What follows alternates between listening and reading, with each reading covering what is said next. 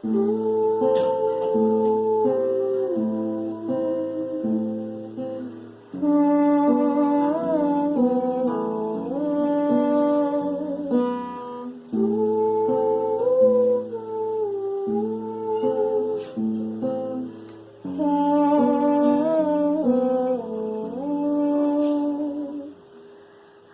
Amazônia grita, toda a natureza grita, pedem socorro, mas nem todos podem ouvir.